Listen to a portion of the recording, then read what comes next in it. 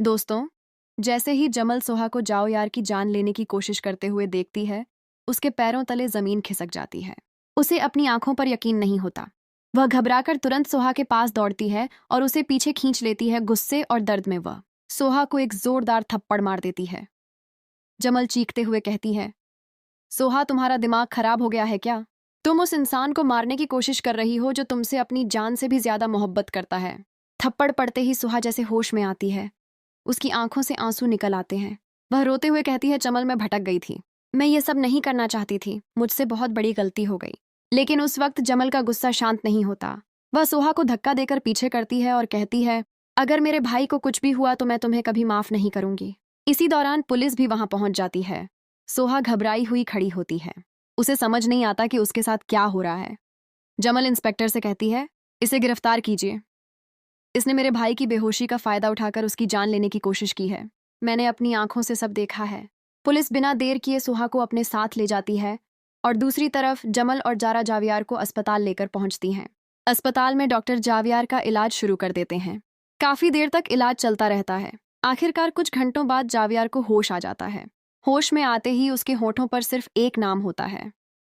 सोहा यह सुनकर जमल को गुस्सा आ जाता है। वो कहती है, भाई, आप उसका नाम मत लीजिए। वह आपकी जान लेने की कोशिश कर रही थी। जारा भी कहती है, हमने उसे पुलिस के हवाले कर दिया है। वह लड़की आपके साथ रहने के लायक नहीं है। लेकिन यह सुनकर जावियार हैरान रह जाता है। उसे विश्वास ही नहीं होता। वह तुरंत उठने की कोशिश करता है और कहता है, नहीं सोहा, ऐसा नहीं कर सकती। मुझे उसके पास जाना है। जमल और जारा उसे रोकने की बहुत कोशिश करती है, लेकिन जावियार किसी की बात नहीं सुनता। वह अस्पताल से निकलकर सीधे पुलिस स्टेशन पहुंच जाता है। पुलिस स्टेशन में सोहा अकेली बैठी रो रही होती है। उसे अपनी गलती का एहसास हो चुका होता है। उसी समय वह देखती है कि जावियार उसके सामने खड़ा है। उसे देखकर उसकी आंखों में आंसू भर आते हैं। जावियार इंस्पेक्टर से कहता है, सोहा को तुरंत रिहा कर दीजिए। मैं इसके खिलाफ कोई शिकायत नहीं करना चाहता। यह सुनकर सोहा पूरी तरह टूट जाती है।